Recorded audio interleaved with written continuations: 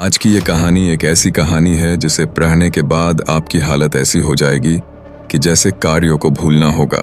यह कहानी एक शैतानी गुड़िया की है और कैसे उस गुड़िया के प्रकोप ने सबको बुरी तरीके से परेशान किया। आज मैं आपको एक ऐसी कहानी सुनाने जा रहा हूं जिसे सुनकर आपकी रूह भी कांप जाएगी। इस कहानी की शुरुआत होती है एक गांव से, जहां मुद्रिका नाम की एक तंत्रिका रहती थी।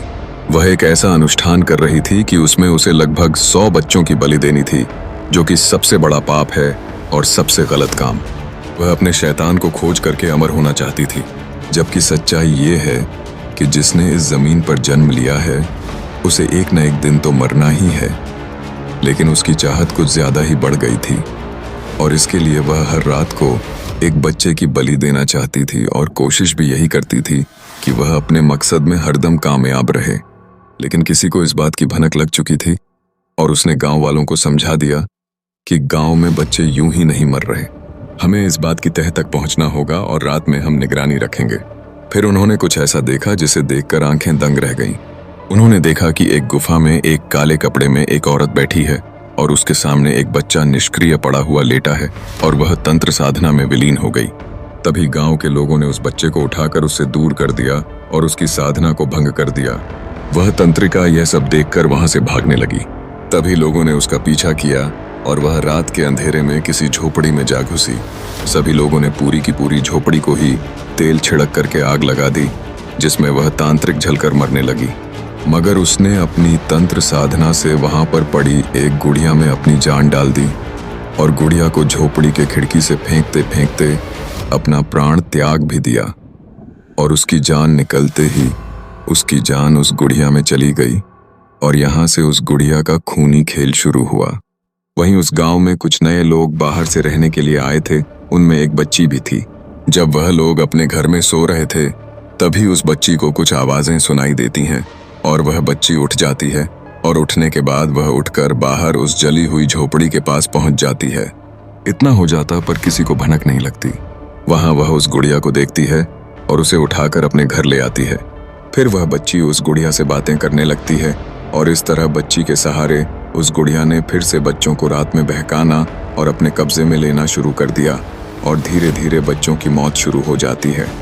अब तक उसने लगभग 4 बच्चों की जान ले ली थी।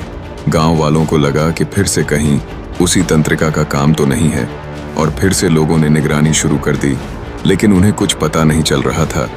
तभी उनका ध्यान उन नए लोगों पर गया। जब से लोग आए हैं तब से फिर से यह घटनाएं शुरू हो चुकी हैं, लेकिन उनके पास कोई प्रमाण नहीं था, कोई साक्ष्य नहीं था।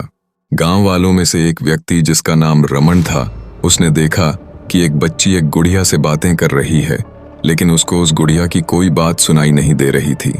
फिर उसने रात में उस बच्ची के घर पर निगरानी रखना शुरू किया और उसने देखा कि अचानक रात में दरवाजा खुला और उसमें से गुड़िया निकली और जंगल की तरफ चल करके जाने लगी और वहीं जाकर बैठ गई जहां पर वह तंत्रिका बैठती थी। साथ में वह गुड़िया मंत्र का उच्चारण कर रही थी। तभी एक बच्चा सम्मोहित होकर उसकी ओर आया। बच्चा उसकी तरफ बढ़ता गया और अचानक उसने उसे वहीं पर मार डाला। यह देखकर रमन का दिल घबरा गया। वह तेजी से वहां से भागा और अपने गांव के समझदार व्यक्ति महेश को सारी बातें बताने दौड़ा। महेश की गंभीरता ने रमन को आश्वस्त किया। महेश ने गंभीरता से कहा कि हमारी समस्या का समाधान हमारे गुरुजी के पास है। वे सब एक सुनसान जंगल में पहुंचे जहां एक अघोरी उनकी प्रतीक्षा कर रहा था। अघोरी ने उनकी चिंताओं को बिना कहे समझ लिया। उसकी आवाज में रहस्य था और उसने कहा, वह गुड़िया कोई और नहीं बल्कि मुद्रिका है, जो निर्दोष बच्चों की बलि लेती है।